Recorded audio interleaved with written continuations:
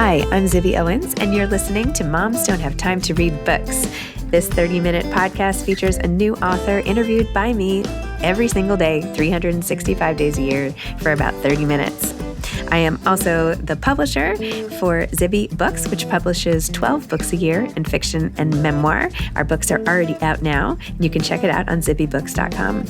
And we have a magazine called Zibby Mag, where we have lots of wonderful essays and lifestyle features. That's at zibbymag.com. We have classes at zibbyclasses.com.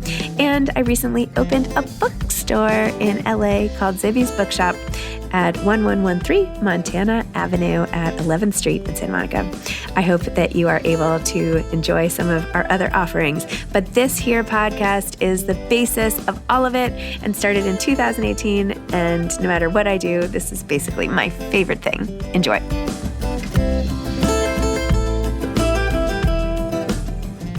Taylor Wolfe is the author of Birdie and Harlow, Life, Loss, and Loving My Dog So Much I Didn't Want to Have Kids, Until I Did. Taylor is a professional funny person on the internet. She is the writer behind the Daily Tay blog and founder and creative director of online clothing stores The Taylor Wolfe Shop and Chili Wolf. Her work has been featured in Today, The Dodo, and more. Welcome, Taylor. Thank you so much for coming on Moms Don't Have Time to Read Books to discuss Birdie and Harlow, Life, Loss, and Loving My Dog So Much I Didn't Want Kids Until I Did. Thank you for having me. It is a true honor to be here. Oh. This is a very big deal to me, so I appreciate you inviting me on. Oh, well, you're a very big deal too. So there you go. Tell me about everything, how you started writing, blogging, booking, everything. Just give me the whole story. I'm totally fascinated. Okay, so it basically started with one of my favorite English professors a long time ago when I was in college. He told our class, if you want to be a writer, write every day. And so the fact it was 2009, I was like, well, I will start a blog. But back in 2009, I thought our blog's dead. I remember thinking that, but I was like, whatever, I'm just going to do it. So I started a blog just to keep myself consistent. I didn't tell anybody about it for literally 2 or 3 years. And then I kind of started to tell people a little bit, and it was my inner circle, and they shared posts, and it got just a little bit bigger and bigger. I never thought it could be a job. It was never my intention. I only thought Perez Hilton and Mormon mommy bloggers were bloggers. That's all I knew of. But I kept getting fired from jobs because I was not great at sales, and I just couldn't accept that. So finally, I think it was I got laid off from something, and I was like, I better figure out how to make this blog work because I'm not good at working for other people, apparently. So I started taking on small advertising things, as one does, when you're just scraping by. And then I think it was another part of my blog was I wanted to be home with my dog Harlow all the time because he was very needy and wonderful and energetic. And I would lock him in a crate to go to work. And I could just remember being like, this isn't fair to him. And I felt like I was in a crate at these jobs. So he was a big part of me trying to figure out something on my own. So while the blog wasn't making enough to pay Chicago rent, I started making graphic t-shirts. I started with an order of 12, put them on my credit card. And then those 12 shirts sold within 10 minutes. So then I ordered 50, then 100. And then over 10 years later, I'm still selling graphic tees. That was much in thanks to Harlow trying to push me to do my own thing. Anyway, so that was the blogging part. And then Instagram came around and I was resistant to that because I was like, I don't like taking photos. This is not fun. But I got on there, and then I was so thankful when Reels came about because I like creating videos and comedy stuff because in Chicago I did stand up in Second City. So all these things are leading up to this book. And I think what was the final push was 2020 when we were on our phones even more than usual. And I was making these reels about mom life. One of my big ones that took off was mom troll. It was just my impression of the moms who trolled me, usually about breastfeeding. People seem to have a lot of opinions about breasts, other people's breasts. And so I would feel really down about it until I could put on a wig and put lipstick all over my face and just basically troll them back. Anyway, so that caught the attention of my literary agent. And I found her through a friend of mine who we met at Second City. And she's she doesn't just make funny videos, she's also a writer. So I pitched this book about funny mom essays. And about 3 months into this, Harlow died and I was not feeling funny. I was devastated. And so I basically told Abby, my agent, I was like, I'm not writing right now. I'm crushed. I have to get through this grief. So I'm just writing about Harlow. And I put those up as blog posts because that's how I've always gotten through tough things. And so then I told Abby, a few months after Har died, I was like, what if this book isn't necessarily funny mom essays entirely, but it's about mom life and grief. And I'm like, and basically what led me to mom life. I didn't know that was the way I would get there, but it was a completely roundabout way. So it's, hard leading me to realize I wanted to be a mom. There's still funny mom essays, but then there's also like losing my best friend in there too. So life, loss, and loving my dog so much I didn't want kids until I did. Wow. I felt like I was being very fast there. I know. Slow down. This is so great. Oh my God. I've had like 18 cups of coffee. Like it's just, sorry. You might have to tell me to chill. Looks like you're having like 1,000 cups of water to offset the coffee. So look at that mug. Oh my God. So funny. A little bit. Okay. So and by the way, I read the FAQ on your site and you're so funny when they said like, someone was like, why are you a blogger? So you said something like, last resort, like you had no other choice, which is so funny because writing is not like a last resort necessarily type of thing, right? Some people struggle so much to write anything that sounds good. And other people like you, it can just like come out all the time. I feel like the challenge is what to write. It must be more like what to write about and when and how versus the art. I don't know. I'm actually, let me just make that a question. Tell me more about that. Right now, oh my gosh, this is like what my breakdowns are about right now.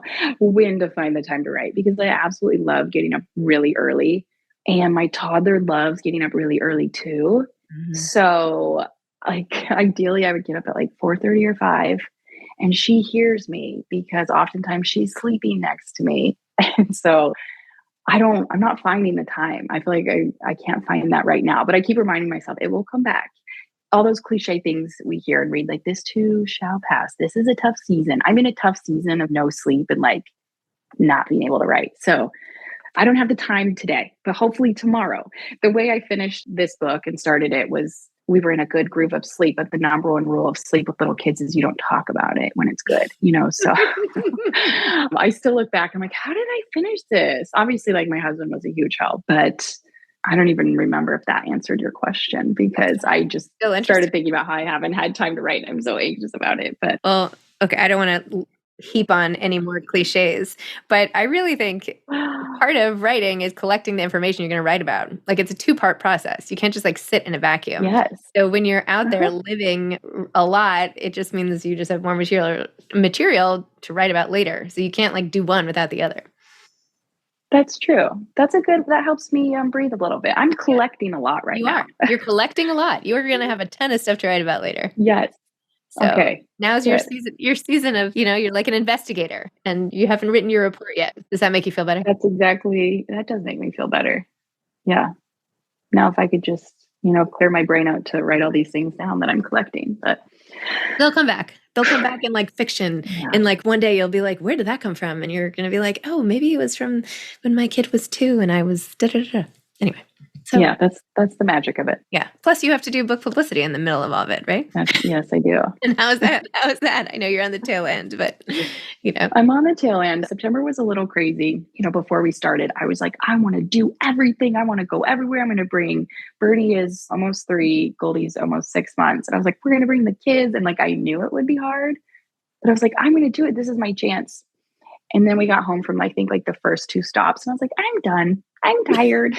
I wasn't really done, but like my mind had just shifted because I didn't like take into account the emotional toll of it because I'm doing these readings in front of like people, not just my phone.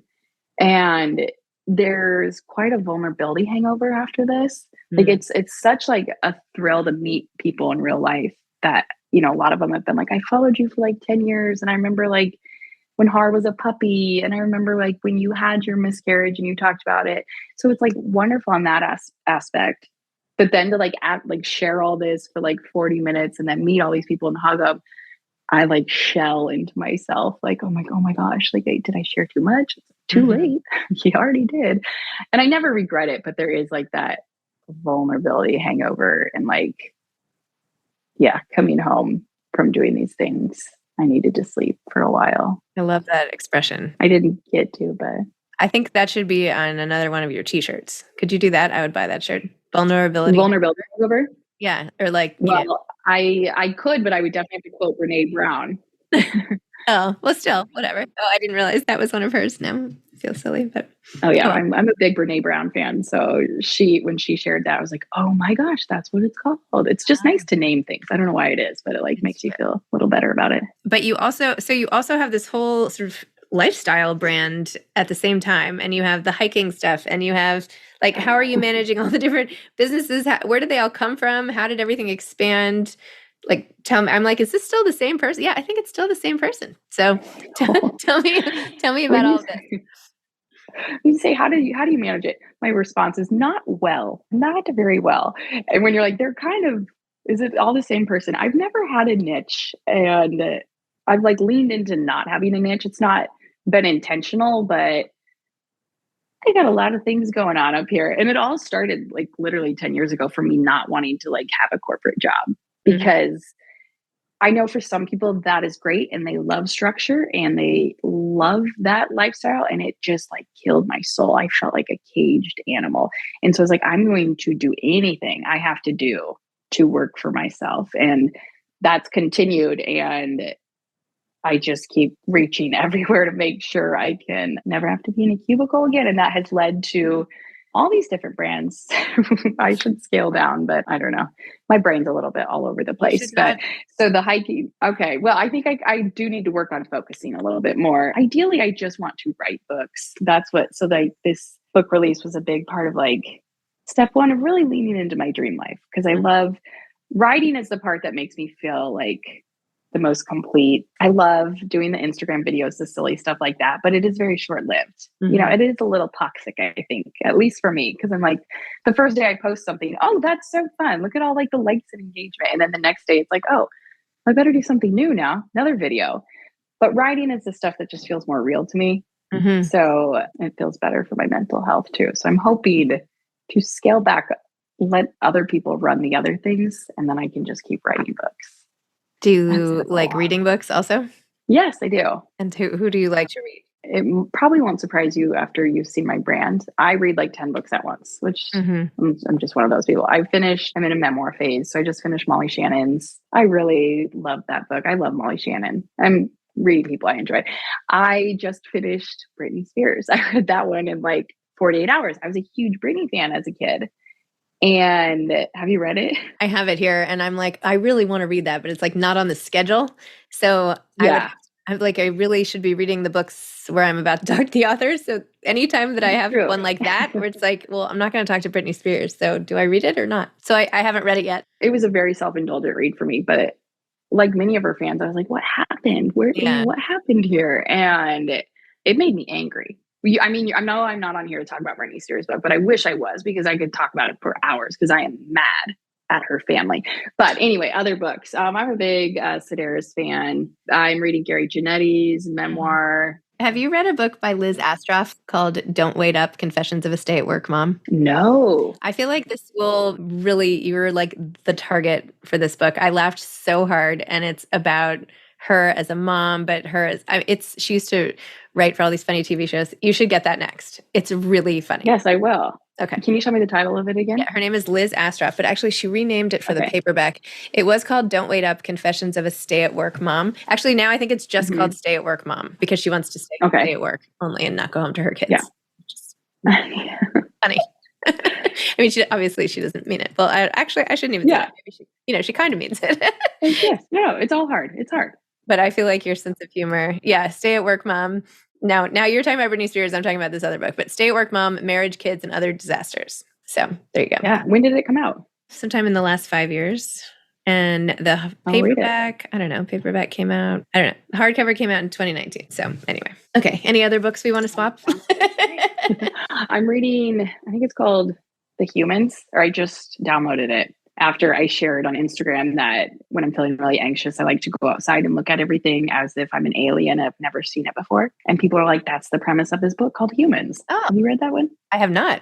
But I don't know that would make me feel better. That would just make me worry more about like, well, what if the aliens come? What am I going to do? Where am I going to go? I know. My kids, like, then my mind will just spin.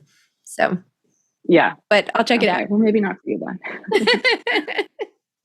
When you were building up this sort of multifaceted brand where you have retail and you have suggestions and everything in your closet and all of this stuff, do you think of yourself as a lifestyle brand? Like, is that what you're aspiring to? Sort of like a funny, or has it just happened so organically you haven't even thought about it? It's just been organically, honestly. Like, I think if you want to put me, under a label, you can call me lifestyle brand.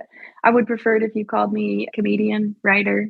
That's kind of, Mhm. and I know like my huge shtick is being an influencer, but I'm resistant to that. I don't know Got it. why. It's my Okay. own thing, but No, it's not. Okay. Correct yeah, it. Amazing. Okay. Do you want to do more in-person stand-up stuff, like Second City-ish improv and all of that? I do. Yeah. Yes, I did a lot more of that in my 20s in Chicago. And I stopped because I got tired of the nightlife. I'm not a nightlife person. Mhm. And I would host like an open mic that started at 10 p.m. on a Monday. Oh, man. I think of that all the time now, and I'm like, I like gasp. Like I clutch my pearls I don't wear because I'm like, how did you do that?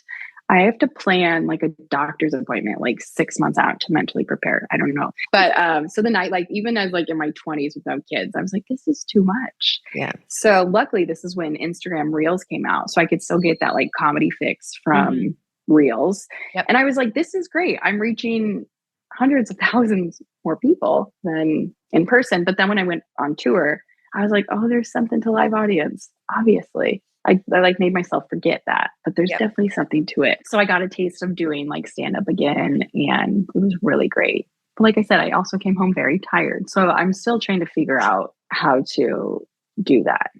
But I definitely would like to more. And do you have any advice on how you managed to get through Harlow's loss and like other people who are grieving the loss of pets or anything? Like, how did you end up getting past all of that?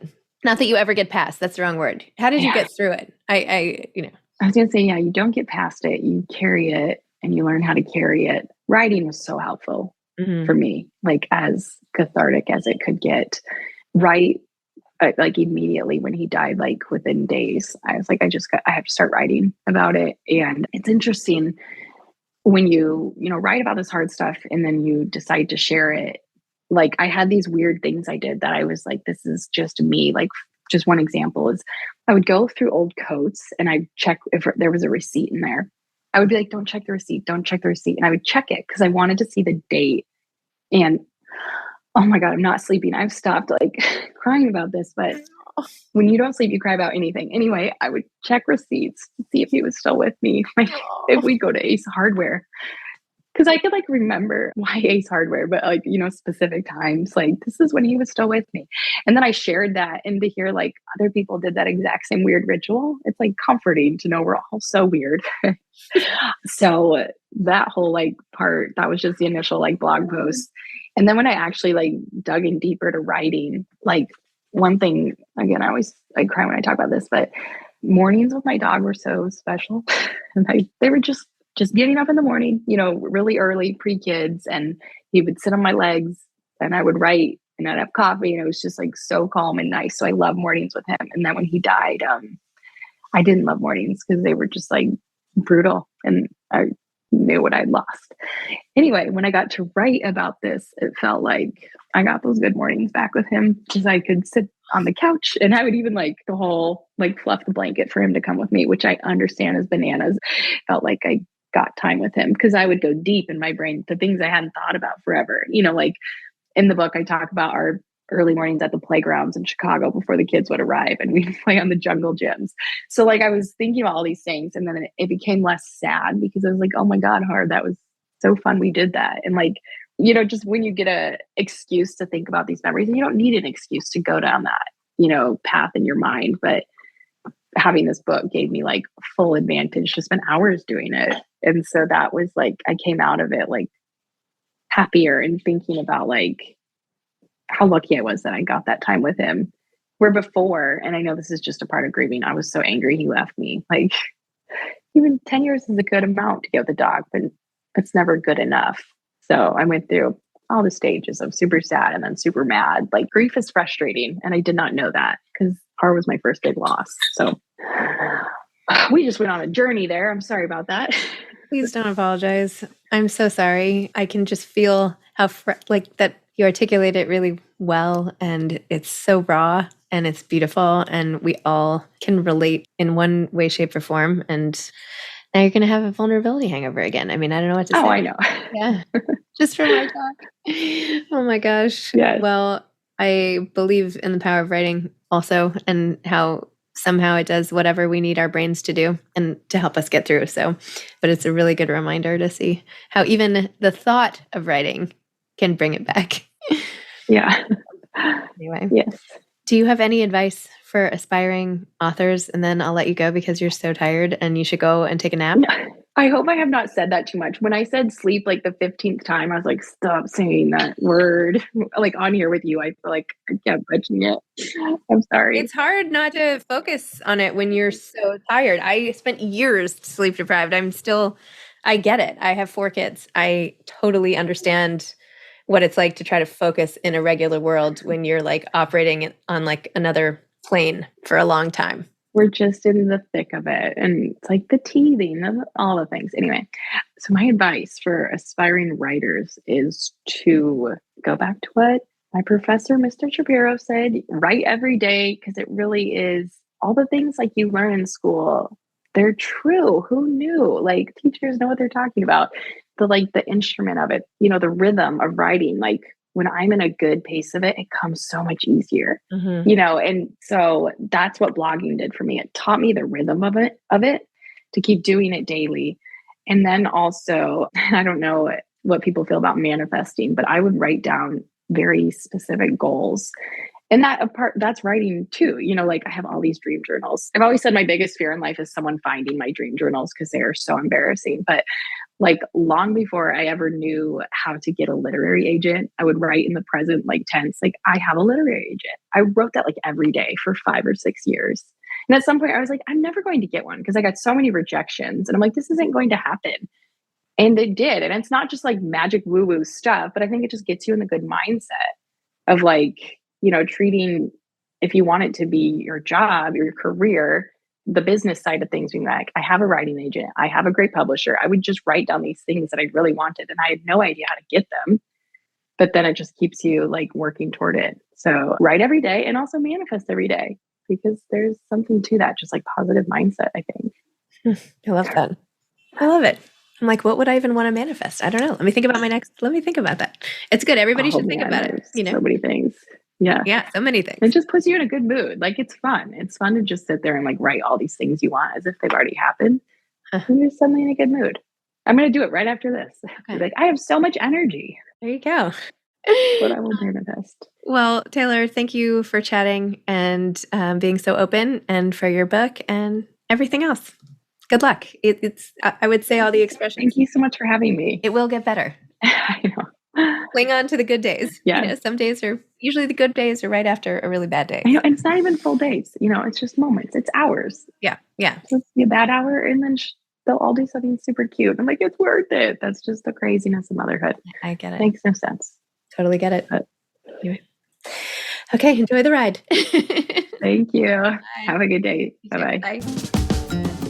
Thanks for listening to this episode of Moms Don't Have Time to Read Books. Don't forget to follow me on Instagram at Zibby Owens and at Moms Don't Have Time to Read Books. Also sign up for my newsletter at zibbyowens.com and sign up for my virtual book club and meet lots of authors on Zoom every other week. Thanks so much to Steve and Ryan at Texture Sound for the sound editing. And thank you to Morning Moon Productions for providing this fantastic intro and outro music.